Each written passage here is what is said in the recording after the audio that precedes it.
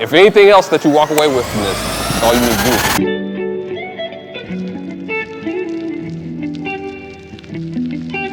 the coolest part about going to conferences and stuff like this is that you have the ability to meet everybody before the registration is over with.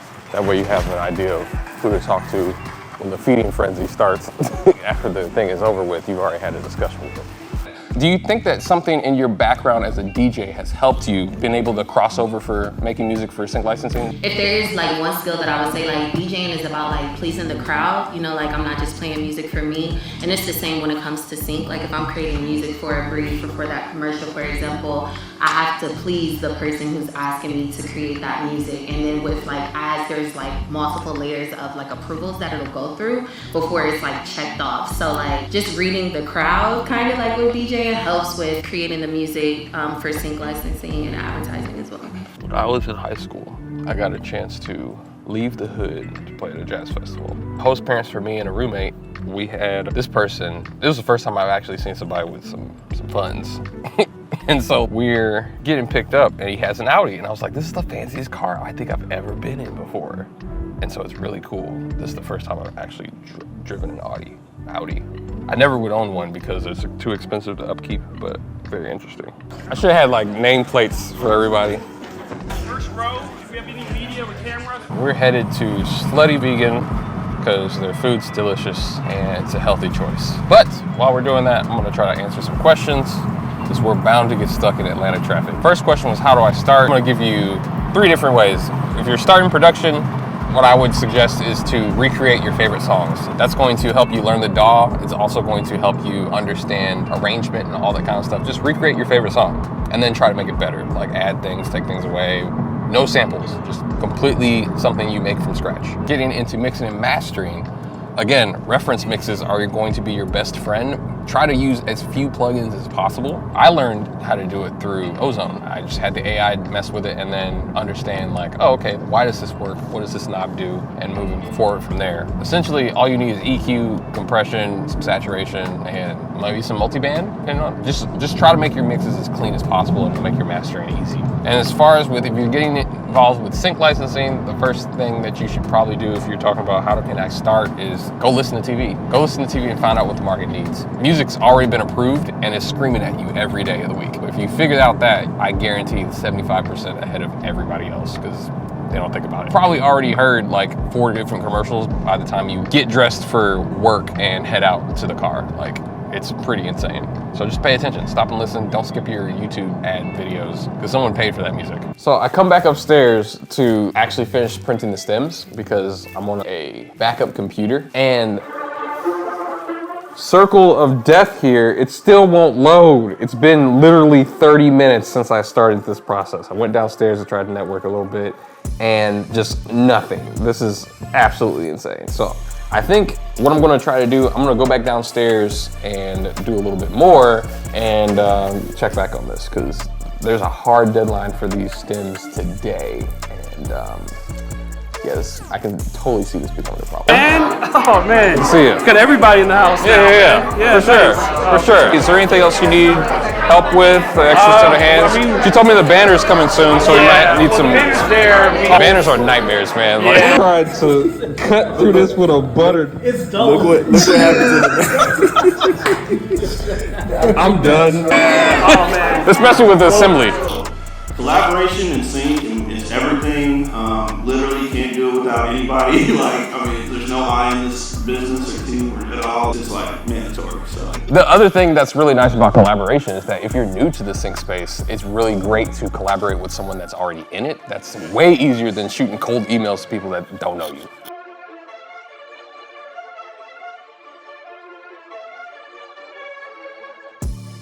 What's going on, guys? I just wanted to prompt you guys with something. I'll steal language from Josh's social media, which, by the way, if you don't follow him, tremendous follow on the internet.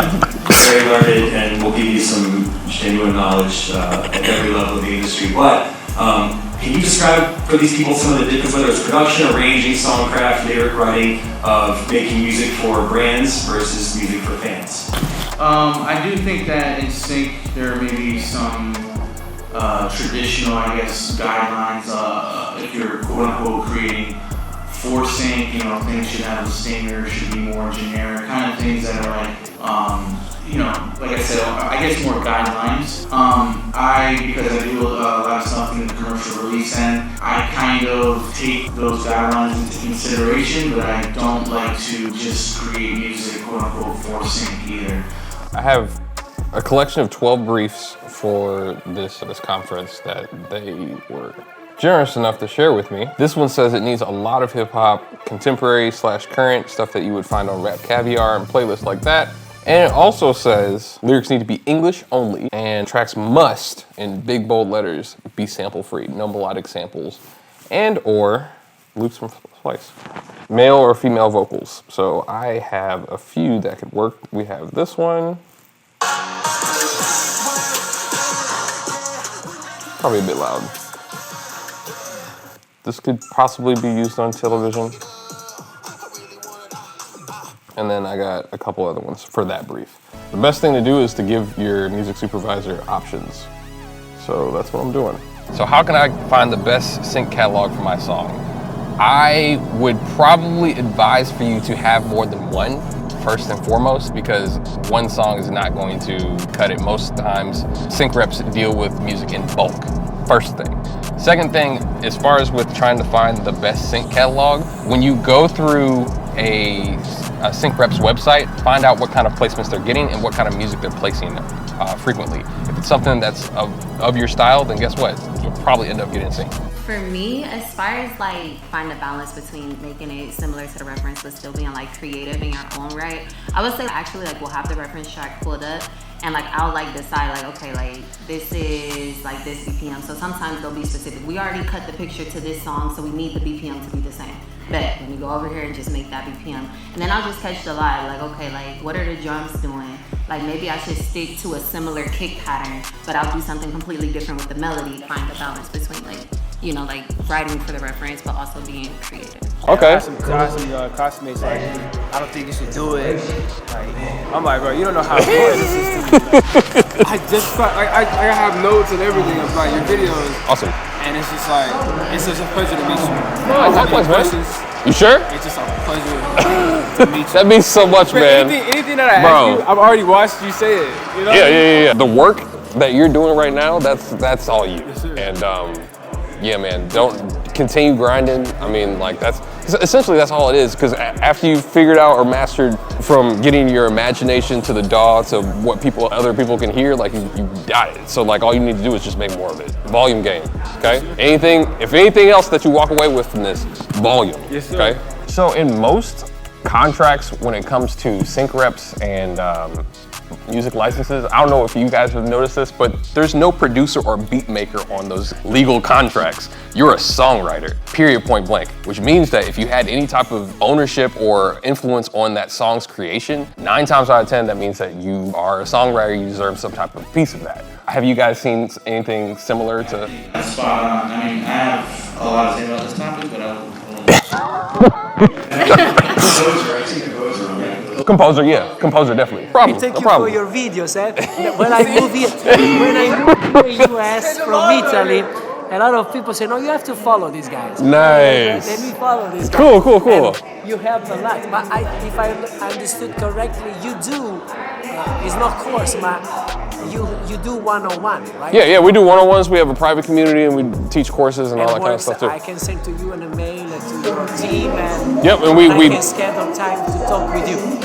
Yeah. I will do it. Okay, yeah, come through. Talk with you. We have a community that's on my Instagram that you can. It's called the Sync Alliance, and like there's all kinds of stuff to do. Yes, I follow your story and I was interested because in Italy everything is different. You know, USA has a huge market and I was working. I am a composer. I was working for Jingo and everything. But like you said, everything changed.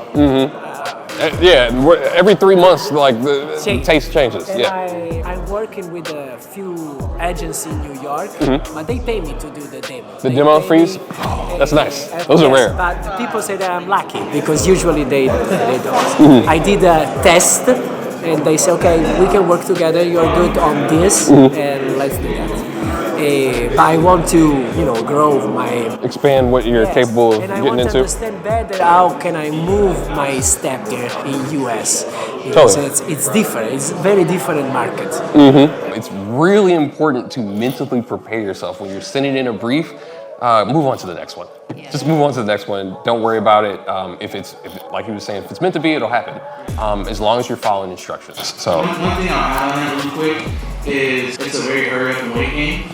If you're in the running for a placement, you'll be getting emails and can you send me this revision? Can you do this? They're your best friend. And then as soon as they pick something else or the deadline ran out or they went in a different direction, you'll never hear one word again. A lot of times, unless you have a really good relationship with somebody. But most of the time, because they're on their end, they're working, they're trying to beat a deadline, they don't have time to email somebody back. It's not really personal. It feels personal, but like that's the way it is. So if you thought you had something and all of a sudden you never hear back, and you're like, oh, like they're rude or whatever the case is, like welcome to the game. I finally got it fixed. I think what happened is because I have Ableton 12 now, it was looking through 1,576,702 samples while it was still trying to pull up everything else on an Intel Mac computer. So thankfully, I've got it fixed, figured out. We're gonna go back downstairs to look for a specific music supervisor, and if we can't find them, then we're just gonna go out to eat. So yeah, what a wild ride. But stems are delivered, and we move on. If you're paying to get an opportunity that's not guaranteed, like it's because you can't guarantee. And also with sync, it's like anybody like who wants to rep your music, like it should be like you guys are partners. And yeah, they do it for free. It's for free because they know that they can make money if they land it. They only eat what they kill. So you shouldn't have to pay them to listen to your music to possibly, like, if they need the money to, like, for you to submit, that's where they're making their money, not off the sync. So, like, it's a scam. Don't ever do that. Next question, please. About briefs. I never really heard briefs. Now, can y'all explain that a little bit and how we relate to mixing the music too? Because it sounds like elements to me. I like to kind of think of it as like an order. When you go to a restaurant, you're like, hey, I want this, that, and the other. That's essentially what a music supervisor is sending to a library or a sync agent, and then they send that information to you after they translate it, because sometimes it still isn't very musically inclined, as London had mentioned. So they'll give you those instructions, they'll give you a reference track, right? And so they're like, I can't explain it because maybe I don't have the theory knowledge to give you exactly what I'm looking for, but this is what I want it to sound like. And that's what everyone was talking about earlier. Okay, if they want it to sound like this, but it can't sound exactly the same, what do I use to like take things out and put other things inside as far as with how I want it to sound creatively, but still matches what they're looking for. Does that make sense? So I saw on your social media, you talked about helping creators, make music for brands, not fans. I've been on the fan side for forever, doing really well there, but I'm definitely curious to jump into this world. Okay. So I'm curious, how do you do that? Is that through your content? Are you doing consults, or how do you? So we have a community that I would strongly advise getting through. It's on I think it's on my website on social media, but it's called the Sync Alliance, and we have like maybe 120, 130 different people that have joined. And we do listening feedback sessions where I'll bring in supervisors, kind of like this whole setup, and I'll bring in supervisors, agents, and they'll listen to your music along with myself and my team, and we'll give that direct feedback you're looking for so that you can build your EP that you know is ready for sync, and then you can start pitching it out. So if you're interested in something like that, go through there, and we'll be able, and then you'll be able to have access to me as far as like if you have other questions that you need. Everybody look around right now, okay? There's enough bread for everybody. There's commercials, video games, TV shows, promo for those TV shows, trailers. There's so many different places, and that's just for this year. Music interest changes quarterly, right? So like as much as like there might be a competition vibe, I want everyone to walk out of here with an abundance mindset. There's plenty out here, okay? Please.